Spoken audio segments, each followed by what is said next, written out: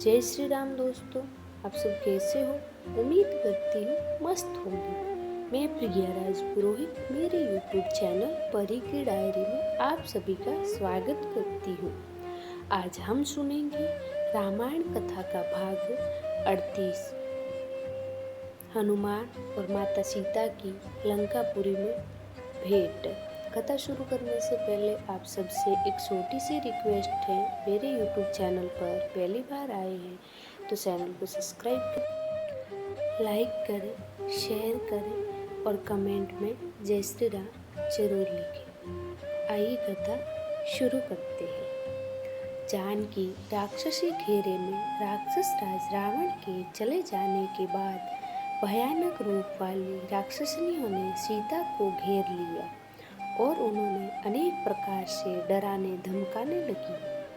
वे सीता की भर्त्सना करते हुए कहने लगी, हे मूर्ख अभागीन, हे नीच नारी, तीनों लोकों और 14 भुवनों को अपने पराक्रम से पराजित करने वाले परम तेजस्वी राक्षस राज की शैया प्रत्येक को नहीं मिलती।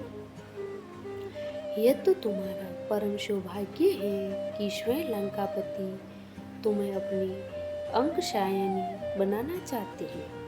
तनिक विचार करके देखो, कहाँ अघाई ऐश्वर्य स्वर्णपुरी तथा अतुल संपत्ति का एक सरल स्वामी और कहाँ वह राज्य से निकाला हुआ कंगालों की भांति वन वन में भटकने वाला हतभाग्य साधारण सा मनुष्य। सोच समझ कर निर्णय करो और महाप्रतापी लंकाधिपति रावण की को पति के रूप में स्वीकार करो। उसकी अर्धांगिनी बनने में ही तुम्हारा कल्याण है, अन्यथा राम के वियोग में तड़प तड़प कर मरोगी या राक्षस राज के हाथों मारी जाओगी। तुम्हारा ये कोमल शरीर इस प्रकार नष्ट होने के लिए नहीं है। महाराज रावण के साथ विलास भवन में जाकर रमण करो।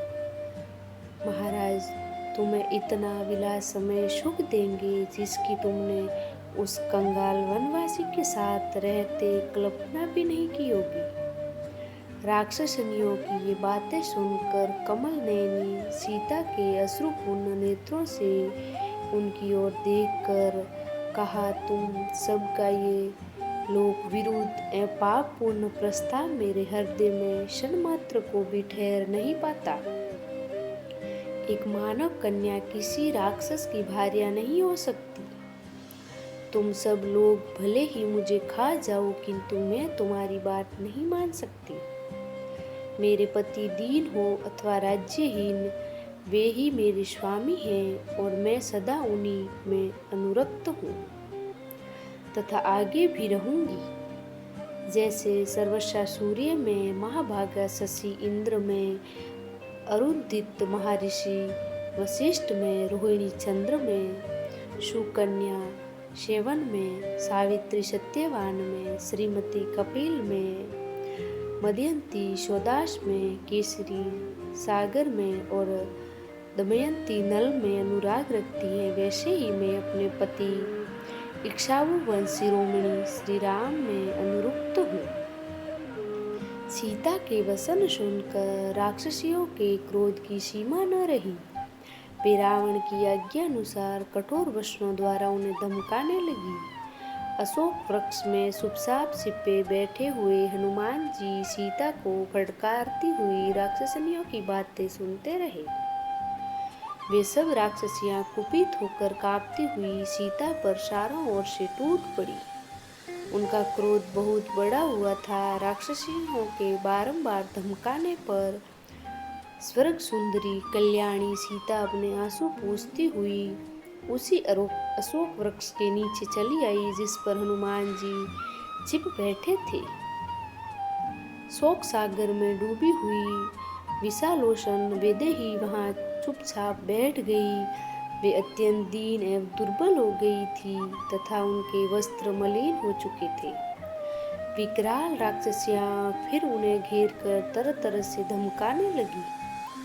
विकराल रूप वाली राक्षसनियों के द्वारा इस प्रकार से धमकाए जाने पर देवकन्या के समान सुंदरी सीता धैर्य छोड़कर रोने लगी।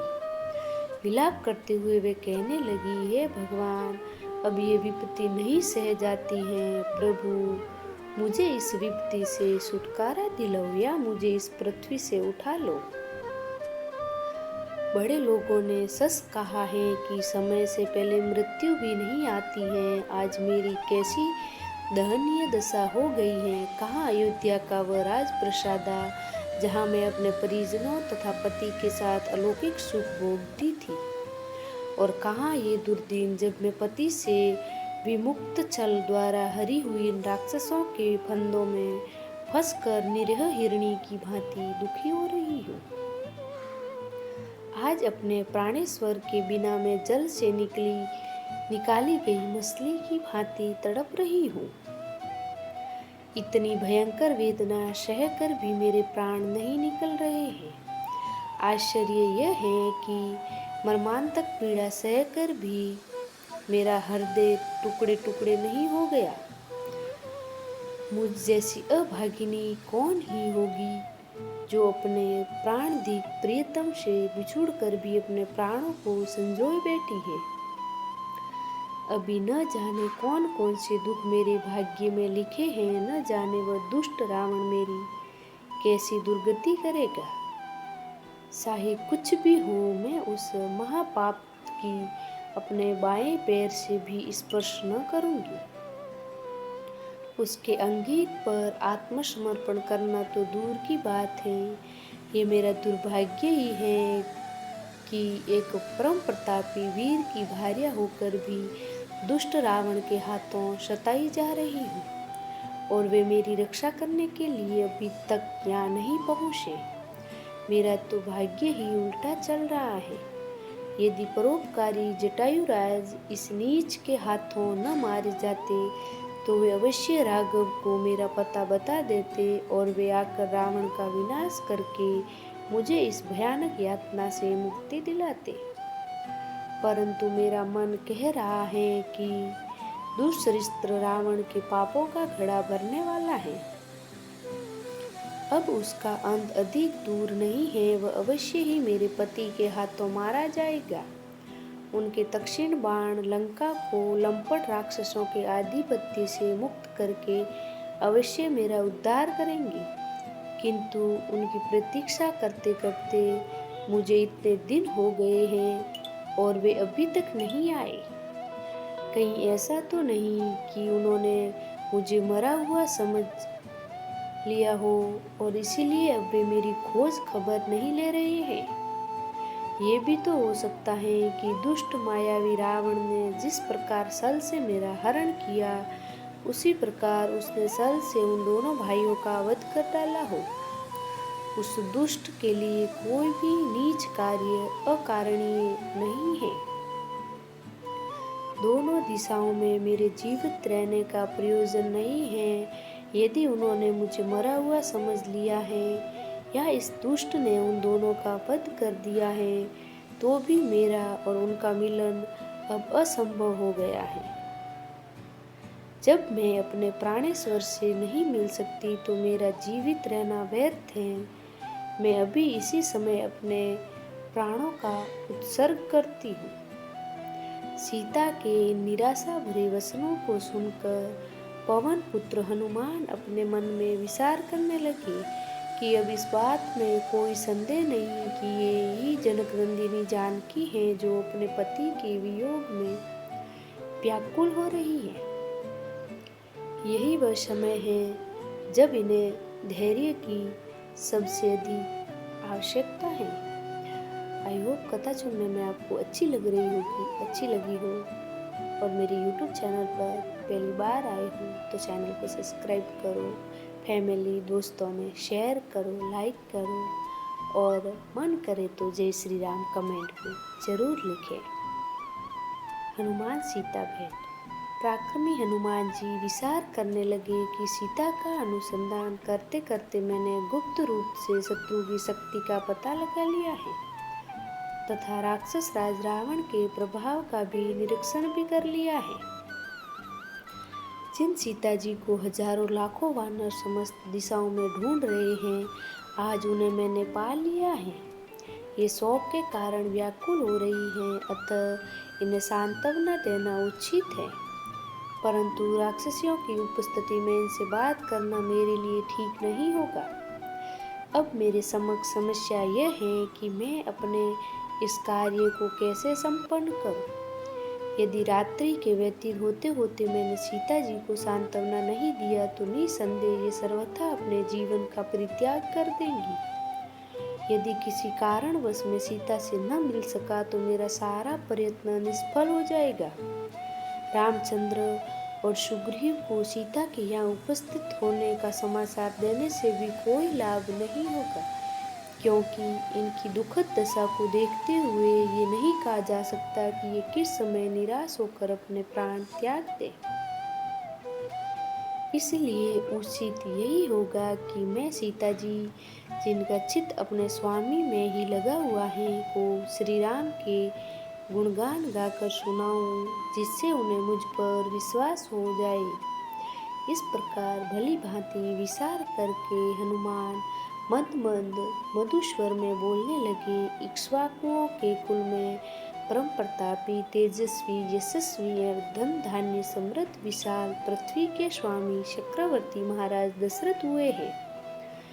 उनके ज्येष्ठ पुत्र उनसे भी अधिक तेजस्वी, पराक्रमी, धर्मपरायण, सर्वसंगुण संपन्न, अतीव दयानिधि श्री रामचंद्र जी अपने पिता द्वारा की गई प्रतिज्ञा का पालन करने के लिए अपने छोटे भाई लक्ष्मण के साथ, जो उतने ही वीर, पराक्रमी और भातृभक्त हैं, 14 वर्ष की वनवास की अवधि समाप्त करने के लिए उनके वनों में भ्रमण करते हुए चित्रकूट में आकर निवास करने लगे।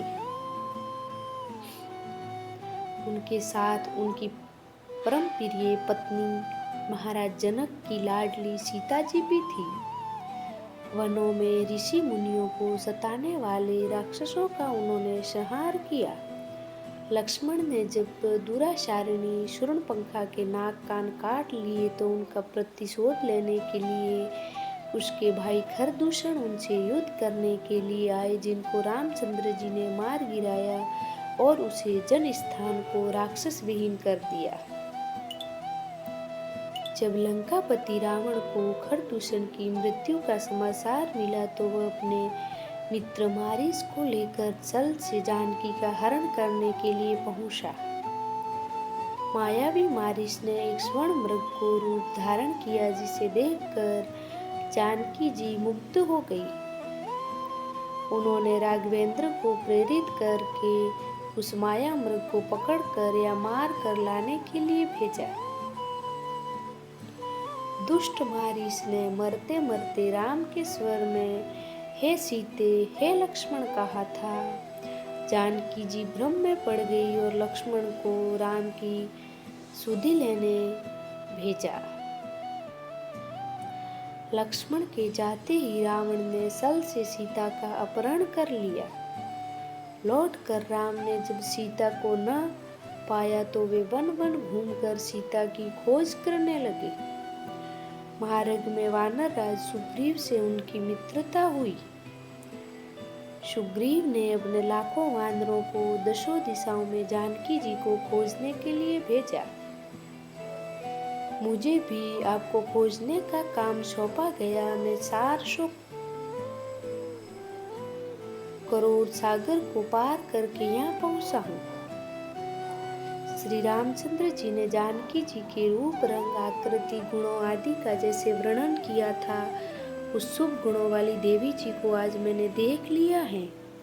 इतना कहकर हनुमान चुप हो गए। उनकी बातें सुनकर जनिक नंदिनी सीता को विस्मय युक्त प्रसन्नता हुई।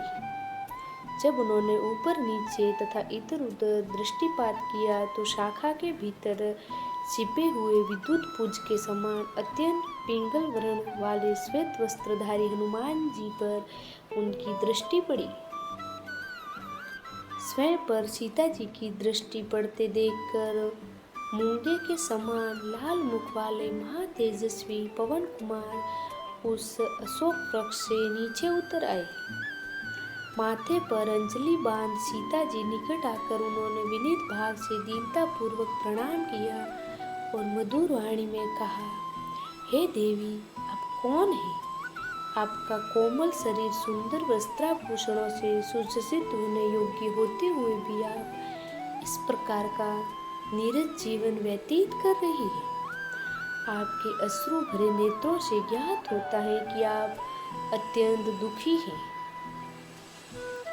आपको देखकर ऐसा प्रतीत होता है कि आप आकाश मंडल से गिरी हुई रोहिणी हैं। आपके शोक का क्या कारण है? कहीं आपका कोई प्रियजन स्वर्ग तो नहीं सिधार गया? कहीं आप जनक नंदिनी सीता तो नहीं है जिन्हें लंकापति रावण जन्म स्थान से सुरा लाया है? जिस प्रकार आप बार बार ठंडी सांसें लेकर हे राम पुकारती है, उससे ऐसा अनुमान लगता है कि आप विदेह कुमारी जानकी ही हैं। यदि आप सीता जी ही हैं तो आपका कल्याण हो। आप मुझे सही सही बताइए, क्या मेरा ये अनुमान सही है? हनुमान का प्रश्न सुनकर सीता बोली, हे वानर राज, तुम्हारा अनुमान अक्सर सही है। मैं जनकपुरी के महाराज जनक की पुत्री, अयोध्या के चक्रवर्ती महाराज दशरथ की पुत्र वधू तथा परम तेजस्वी धर्मात्मा श्री रामचंद्र जी की पत्नी हूँ। जब श्री रामचंद्र जी अपने पिता की आज्ञा से वन में निवास करने के लिए आए तो मैं भी उनके साथ वन में आ गई थी। वन से ही ये दुष्ट पापी रावण छल पूर्वक मेरा अपहरण करके मुझे यहाँ ले आया। वह मुझे निरंतर यातनाएं दे रहा है। आज भी वह मुझे 2 मास की अवधि देकर गया है। यदि 2 मास के अंदर मेरे स्वामी ने मेरा उद्धार नहीं किया तो मैं अवश्य प्राण त्याग दूंगी। यही मेरे शोक का कारण है। अब तुम मुझे कुछ अपने विषय में बताओ। हनुमान का सीता को मुद्रिका देना। सीता के वचन सुनकर वानर शिरोमणि हनुमान जी ने उन्हें सांत्वना देते हुए कहा, देवी, मैं श्री रामचंद्र जी का दूत हनुमान हूँ और आपके लिए संदेश लेकर आया हूँ। विदेह नंदिनी श्री रामचंद्र और लक्ष्मण सुकुशल हैं और उन्होंने आपका कुशल समाचार पूछा है। रामचंद्र जी केवल आपके वियोग में दुखी और शोकाकुल रहते हैं। उन्होंने मेरे द्वारा आपके पास अपना कुशल समाचार भेजा है और तेजस्वी लक्ष्मण जी ने आपके शरणों में अपना अभिवादन कहलाया है। पुरुष सिंह भी श्री राम और लक्ष्मण का समाचार सुनकर देवी सीता के संपूर्ण अंगों में हर्ष जनित रोमांच हो आया और उनका मुरझाया हुआ हृदय कमल सहरा खिल उठा। विषादग्रस्त मुखमंडल पर आशाओं की किरणें प्रतिपद होने लगी। इस अप्रत्याशित सुखद समाचार ने उनके मृत प्राय शरीर में नवजीवन का संचार किया। तभी अकस्मात सीता को ये ध्यान आया कि रामदूत कहने वाला ये वानर कहीं स्वयं मायावी रावण ही न हो। ये सोचकर वह वृक्ष की शाखा छोड़कर पृथ्वी पर चुपचाप बैठ गई और बोली, हे मायावी, तुम स्वयं रावण हो और मुझे छलने के लिए आए हो। इस प्रकार के छल प्रश्न तुम्हें शोभा नहीं देते और न उस रावण के लिए ही ऐसा करना उचित है। और यदि तुम स्वयं रावण हो तो तुम्हारे जैसे विद्वान शास्त्र के पंडित के लिए तो ये कदापि शोभा नहीं देता। एक बार सन्यासी के भेष में मेरा अपहरण किया, अब एक वानर के भेष में मेरे मन का भेद जानने के लिए आए हो। धिक्कार है तुम पर और तुम्हारे पांडित्य पर। ये कहते हुए सीता शोकमग्न होकर जोर जोर से विलाप करने लगी। सीता को अपने ऊपर संदेह करते देख हनुमान को बहुत दुख हुआ। वे बोले, हे देवी, आपको भ्रम हुआ है। मैं रावण या उसका गुप्तचर नहीं हूँ। मैं वास्तव में आपके प्राणेश्वर राघवेंद्र का भेजा हुआ दूत हूँ।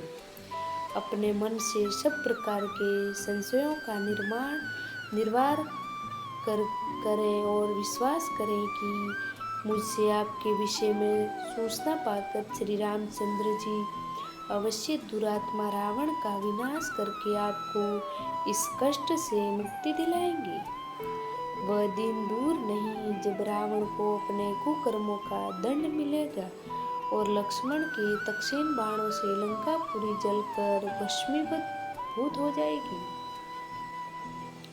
मैं वास्तव में श्री राम का दूत हूँ। वे वन वन में आपके वियोग में दुखी होकर आपको खोजते फिर रहे हैं। मैं फिर कहता हूँ कि भरत के भ्राता श्री रामचंद्र जी ने आपके पास अपना कुशल समाचार भेजा है और शत्रुघ्न के चौदहर भ्राता लक्ष्मण ने आपको अभिवादन कहलवाया है। हम सबके लिए ये बड़े आनंद और संतोष की बात है कि राक्षस राज के फंदे में फंसकर भी आप जीवित हैं। अब वह दिन दूर नहीं जब आप पराक्रमी रावण और लक्ष्मण को सुग्रीव की असंख्य वानर सेना के साथ लंकापुरी में देखेंगी। वानरों के स्वामी सुग्रीव रामचंद्र जी के परम मित्र हैं। मैं उन्हीं सुग्रीव का मंत्री हनुमान हूँ, न कि रावण या उसका गुप्तचर जैसा कि आप मुझे समझ रही हैं। जब रावण आपका हरण करके ला रहा था, उस समय जो वस्त्र भूषण आपने हमें देखकर फेंके थे, वे मैंने ही संभाल कर रखे थे और मैंने ही उन्हें राघव को दिए हैं। उन्हें देखकर रामचंद्र जी वेदना से व्याकुल होकर विलाप करने लगे थे। अब भी वे आपके बिन वन में उदास और उन्मत्त होकर घूमते रहते हैं। मैं उनसे दुख का वर्णन नहीं कर सकता। हनुमान के इस विस्तृत कथन को सुनकर जानकी का संदेह कुछ दूर हुआ, परंतु अब भी वह उन्हें पर पूर्णतः विश्वास नहीं कर पा रही थी। वे बोली, हनुमान, तुम्हारी बात सुनकर एक मन कहता है कि तुम सच कह रहे हो। मुझे तुम्हारी बात पर विश्वास कर लेना चाहिए, परंतु मायावी रावण के चल प्रपंच को देखकर मैं पूर्णतः आश्वस्त नहीं हो पा रही हूँ। क्या किसी प्रकार तुम मेरे संदेह को दूर कर सकते हो? सीता जी के तर्कपूर्ण वचनों को सुनकर हनुमान ने कहा, हे महाभागी, इस मायावी कपटपूर्ण वातावरण में रहते हुए आपका हृदय शंकालु हो गया है। इसके लिए मैं आपको दोष नहीं दे सकता, परंतु आपको ये विश्वास दिलाने के लिए कि मैं वास्तव में श्री रामचंद्र जी का दूत हूँ, आपको एक आकाट्य प्रणाम देता हूँ। रघुनाथ जी भी ये समझते थे कि संभव है कि आप मुझ पर विश्वास न करें। उन्होंने अपनी ये मुद्रिका दी है, इसे आप अवश्य पहचान लेगी। यह कहकर हनुमान ने रामचंद्र जी की वह मुद्रिका सीता को दे दी, जिस पर राम का नाम अंकित था। हनुमान जी का सीता को बहरे बंधा। परी की डायरी पर हनुमान कथा सुनने के लिए YouTube सर्च बार में परी की डायरी सर्च करें और मेरे द्वारा कथा सुन। पति के हाथ को सुशोभित करने वाली उस मुद्रिका को लेकर सीता जी उसे ध्यानपूर्वक देखने लगी। उसे देखकर जानकी जी को इतनी प्रसन्नता हुई मानो स्वयं उनके पतिदेव ही उन्हें मिल गए हो। उनका लाल, सफेद और विशाल नेत्रों से युक्त मनोहर मुख हर्ष से खिल उठा, मानो चंद्रमा राहु के ग्रहण से मुक्त हो गया हो। पूर्ण रूप से संतुष्ट होकर वे हनुमान के साहसपूर्ण कार्य की सराहना करती हुई बोली, हे वानर श्रेष्ठ, तुम वास्तव में अत्यंत चतुर, साहसी तथा पराक्रमी हो। जो कार्य सहस्त्रों मेधावी व्यक्ति मिलकर नहीं कर सकते, उससे तुम अकेले कर दिखाया। तुमने दोनों रघुवंशी भ्राताओं का कुशल समाचार सुनाकर मुझे मृत प्राय को नवजीवन प्रदान किया है। हे पवन सूत, मैं समझती हूँ कि अभी मेरे दुखों का अंत होने में समय लगेगा। अन्यथा ऐसा क्या कारण है कि विश्व विजयी का सामर्थ्य रखने वाले वे दोनों भ्राता अभी तक रावण को मारने में सफल नहीं हुए? कहीं ऐसा तो नहीं कि दूर रहने के कारण राघवेंद्र का मेरे प्रति प्रेम कम हो गया हो? अच्छा ये बताओ, क्या कभी अयोध्या से तीनों माताओं और मेरे दोनों देवरों का कुशल समाचार उन्हें प्राप्त होता है? क्या तेजस्वी भरत रावण का नाश करके मुझे छुड़ाने के लिए अयोध्या से सेना भेजेंगे? क्या मैं कभी अपनी आंखों से दुरात्मा रावण को राघव के बाणों से मरता देख सकूंगी? हे वीर, अयोध्या से वन के लिए चलते समय रामचंद्र जी के मुख पर जो अटल आत्मविश्वास तथा धैर्य था, क्या अब भी वह वैसा ही है?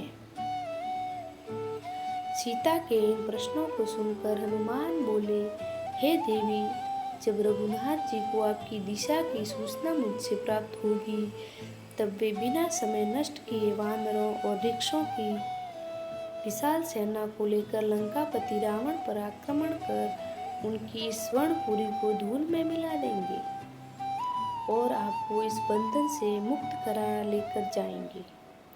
आर्य आजकल वे आपके ध्यान में इतने निमग्न रहते हैं कि उन्हें अपने तन बदन की भी सुध नहीं रहती।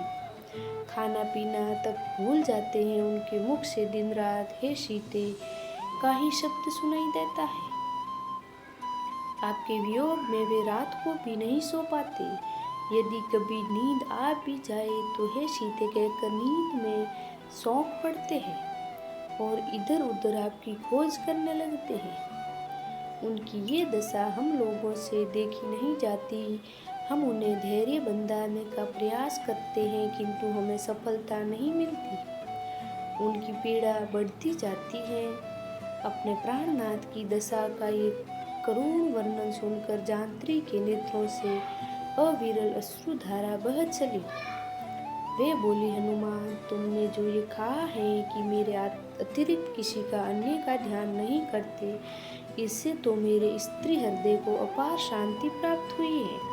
किंतु मेरे वियोग में तुमने उनकी जिस करुण दशा का चित्रण किया है, वह मुझे विस्मित अमृत के समान लगा है और उनके हृदय को प्राणांत तक पीड़ा पहुंची है। वानर शिरोमणि, देव के विधान को रोकना प्राणियों के वश की बात नहीं है। ये सब विधाता का विधान है, जिसने हम दोनों को एक दूसरे के विरह में तड़पने के लिए छोड़ दिया है। न जाने वह दिन कब आएगा जब वे रावण का वध करके मुझे दुखिया को दर्शन देंगे। उनके वियोग में तड़पते हुए मुझे 10 मास व्यतीत हो चुके हैं। यदि 2 मास के अंदर उन्होंने मेरा उद्धार नहीं किया तो दुष्ट रावण मुझे मृत्यु के घाट उतार देगा। वह बड़ा कामी तथा अत्याचारी है। वह वासना में इतना अंधा हो रहा है कि वह किसी भी अच्छी सलाह मानने को तैयार नहीं होता। उसी के भाई विभीषण की पुत्री कल्ला मुझे बता रही थी कि किस उसके पिता विभीषण ने रावण से अनेक बार अनुग्रह किया कि वह मुझे वापस मेरे पति के पास पहुंचा दे, परंतु उसने उसकी एक न मानी। वह अब भी अपनी हट पर अड़ा हुआ है। मुझे अब केवल राघव के पराक्रम पर ही विश्वास है, जिन्होंने केवल ही अकेले ही खरदूषण को उनके 14 सहस्त्र युद्ध कुशल सेनानियों सहित मार डाला था। देखें अब ये घड़ी कब आती है जिसकी मैं व्याकुलता से प्रतीक्षा कर रही हूँ। ये कहते हुए सीता अपने नेत्रों से अश्रु बहाने लगी। सीता को विलाप युक्त वचन को सुनकर हनुमान ने उन्हें धैर्य बंधाते हुए कहा, देवी आप दुखी न हो, मैं आपको विश्वास दिलाता हूँ कि मेरे पहुँचते ही प्रभु वानर सेना सहित लंका पर आक्रमण करके दुष्ट रावण का वध कर आपको मुक्त करा देंगे। मुझे तो ये लंकापति कोई असाधारण बलवान दिखाई नहीं देता। यदि आप आज्ञा दें तो मैं अभी इसी समय आपको अपनी पीठ पर बिठाकर लंका के परकोटे का फंदा फांदकर विशाल सागर को लांघता हुआ श्री रामचंद्र जी के पास पहुंच जाऊंगा। मैं चाहूँ तो इस संपूर्ण लंकापुरी को रावण तथा राक्षसों सहित उठाकर राघव के शरणों में ले जाकर पटक दूं। इनसे किसी भी राक्षस में इतनी सामर्थ्य नहीं कि वह मेरे मार्ग में बाधा बनकर खड़ा हो सके। आई होप कथा सुनने में आपको अच्छी लगी होगी। अच्छी लगी हो तो मेरे YouTube चैनल परी की डायरी को सब्सक्राइब करें, लाइक करें और शेयर करें। कमेंट में जय श्री राम जरूर लिखें। आगे का पार्ट देखने के लिए जुड़े रहें। तब तक जय श्री राम। धन्यवाद। मिलते हैं अगले भाग में।